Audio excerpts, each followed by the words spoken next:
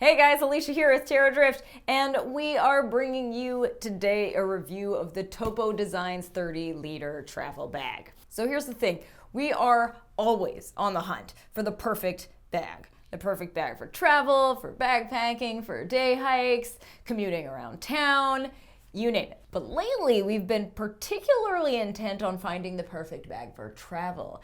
And the Topo Designs travel bag comes pretty darn close. We tested out the Topo Designs travel bag 30-liter on a recent week-long trip to Denver, Colorado for the Outdoor Retailer Snow Show. We figured it'd be a good chance to test the limits of the bag, which is the smaller of the two Topo Designs travel bags. And we actually did a comparison of the bags in another video, and we'll put that link in the description along with a review of the 40-liter after we give it a test. As for this 30-liter, we carried it light, we carried it heavy, we carried it for hours on end. We packed it full of too much stuff, and we used it as my only piece of luggage on the trip. It totally counts as a personal item, by the way, for budget airlines like Frontier, Spirit, Allegiant, etc. At least one of us carted it everywhere for 7 days. From the airport to public transportation to our Airbnb, walking to and from, and then all over the convention center, and then around town to run errands, etc. So I think we can say that we truly put it through the ringer. So first I'm going to talk about what fits inside. Topo Designs says you can fit 2 of their packing cubes and their dock kit in here. I don't have either of those, but I did manage to cram in some other stuff. Let's open her up. Here's what I managed to cram in, okay? 2 pairs of pants, 1 flannel shirt, 1 packable jacket that wasn't nearly warm enough for Denver, 4 pairs of, socks and undergarments and stuff like that, 3 shirts, a hat and gloves, snacks, a book, and various other small techie items like phone chargers, and a toiletry bag. I also included some other work gear like my laptop, my 15-inch MacBook Pro, charging cable, and my Canon EOS RP with a lens. On the way back, I had to cram in even more stuff that I had picked up at the show, like 2 additional travel mugs full of smaller items like pens and bandanas, bunch of magazines, a ton of business cards, plus a water bottle and a reusable tote, which I clipped to the outside of the bag. I only brought 1 pair of shoes, and I was wearing them, so I didn't have to make room for those. So it actually fits quite a lot. But let's talk about what it was like to carry all of that. The bag was tolerably comfortable on the way to Denver when it contained a lot less stuff. The hip belt, however, it's just a thin strap, was basically useless. It definitely doesn't work for distributing the load to your hips like you'd like in a waist strap. Only the 40-liter has a padded hip belt, not the 30-liter. But when I went cycling with the bag, the belt did help keep it from, feeling like it was swaying too much, so I guess it serves a purpose. However, when the bag was fully loaded on the way back, it was a lot heavier and definitely more uncomfortable. Josh tried it out and found it less uncomfortable than I did, which could just mean that the wider your shoulders, the more comfortable to carry. The straps did sit pretty far to the outside of my narrow little shoulders. That said, I carried it around all day at the convention center for 2 out of 3 days, and when it wasn't loaded down, the straps weren't that much more uncomfortable than any other pack. However, they were a little stiff and not very curved, just meaning they were less suited for a small frame. There are, of course, other carry options. The straps are all removable and customizable, so you can actually stash the backpack straps into the back of the bag back here, and then clip a shoulder strap on these D-rings right here, if you would rather carry it like a shoulder bag. Or you can carry it by these very sturdy handles on the tops and the sides. They are on both sides, so yay!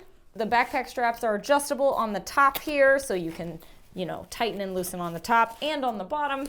And they have an adjustable chest strap, so you can just take these guys off right here and move them up to whatever section of the bag that they're most comfortable for you. So that customizability is nice to have. Comfort aside, I definitely appreciated the butterfly opening of this bag. Usually when we travel light, I'm just using a backpack style pack and just cram stuff in from the top. This bag was sort of the best of both worlds when it came to packing. It was a backpack, so I could easily transport it, but it still fit within Budget Airlines personal item restrictions, which was super nice. But it functioned more like a suitcase. You know, it made packing, unpacking, and digging through the bag's contents to find that one thing you need so much easier and less messy. I mean, anyone who's tried to dig out a sweatshirt from the bottom of a backpack in the middle of an airport terminal and ended up with their entire wardrobe on the floor knows exactly what I'm talking about. It's hard to stay organized with just a backpack, but organization is where this bag actually excels because everything can be rolled or folded and fit into one clean rectangular compartment that's easily accessible via the butterfly style opening. Everything had its place and was easy to access without spending 10 minutes digging for a camera battery when TSA wants to know what that fuzzy spot on their X-ray machine is. I also appreciated the 2 zippered mesh pockets in the main compartment. They made it super easy to keep small items like socks and gloves and whatnot separate from everything else in the bag, which made those things easy to find. However, I wasn't as much of a fan of the pockets inside the 2 front of bag compartments. In the very front zippered pocket, which I loved for, you know, like easy access to snacks and books and things like that, there are 2 other little zippered pockets, but the openings are really narrow. So if your hands are much bigger than mine, which is pretty much everybody's, you're gonna have a hard time fitting your hand in there. And because they're so deep, they go all the way back to the edge of the bag, you're gonna have a hard time getting stuff out. So those weren't super duper handy, just because things get pushed back to the back and then get like lost and stuck back there. So I wasn't a huge fan of the inner pockets of that. Also, the pockets inside the larger front zippered compartment were just okay. The larger pocket was perfect for a magazine or even a small laptop if you had like a 13-inch. So that was useful, but the other 2 were really deep. So any small items you wanted to store, like change or stickers or cards, you know, backup batteries, etc., just kind of like sunk to the bottom. They were just kind of awkward. I would have much preferred maybe 2 wider, more shallow pockets on top of each other, or even 4 smaller pockets to these 2 deep, narrow ones where things just vanish when you drop them in. I just didn't find them that useful. There was one thing I knew right away I would not like about this bag, and that's the lack of a water bottle pocket. I honestly hate it when bags meant for travel don't have a water bottle pocket. Am I just supposed to carry a bottle around in my hands? No, come on, I'm not gonna do that. So there's no water bottle pocket. That said, there are plenty of D-rings and daisy chains on the outside of the bag. So there are places where you can clip a Nalgene or something like that to the outside, which I did. And it wasn't too bad. It swung around a little bit, but it was tolerable. You could also stuff a smaller bottle inside the bag without much trouble. As for the laptop pocket, it's tricky. It's in the back of the bag. A 15-inch laptop fits fine, but you do have to finagle it in sort of sideways. The process was fairly easy when the bag wasn't full to overflowing, but after I overstuffed it, as one often does when traveling, it took a lot more work to get it kind of like wriggled in there. I also asked another guy carrying the same bag as a shoulder bag how he liked it, and his main complaint was similar. It's just that when he carried it over the shoulder like a laptop bag or a briefcase, it just, the laptop was tricky to get in and out because you had to do sort of a sideways thing. That said, this is not a gear bag. Did that stop me from trying to use it as a gear bag?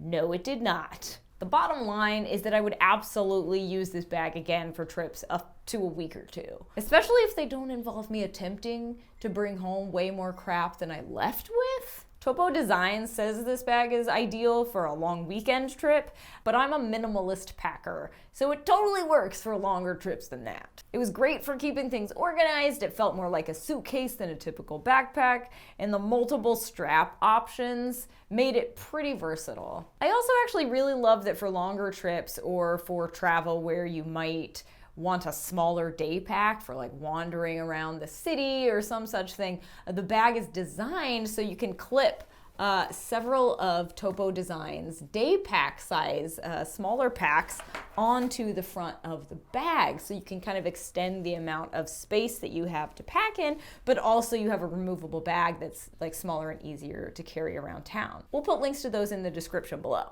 And the fact that it counts as a personal item for most budget airlines is a definite plus. Now, on that note, it is very close to the technical measurements that like Frontier or Allegiant publishes on their website. But most of the airlines, as long as you can fit it in their little sizey bin on your way in to board the plane, they're fine with that. And because this is soft-sided, you can totally make it fit. If you're planning on wearing it on your back for an extended period of time, for days in a row, or if you're thinking you're really gonna pack it heavy though, you may find it a little uncomfortable. But overall, it's a quality pack. I mean, this is like really high quality materials and stitching, and I'm not worried about this breaking down or falling apart anytime soon. It's a quality pack that's gonna last for a really long time and is definitely designed with travel in mind. So it's a really convenient and versatile pack. So that's pretty much what we thought of the Topo Designs 30-liter travel bag. And then keep an eye out for our review of the Topo Designs 40-liter travel pack in the upcoming weeks. Thanks for watching, guys. If you liked this video, give it a big old thumbs up and be sure to hit subscribe so you don't miss any of our future gear reviews and updates. Also, be sure to follow us on Instagram and Facebook, and check out our blog, terradrift.com, where we post all manner of gear reviews, destination guides, plenty more content about sustainability and outdoor adventure. See you next time, and wander on.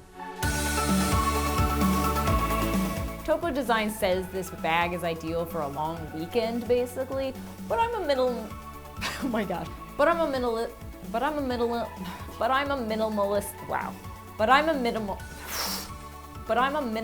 packer, so it totally works for longer trips than that.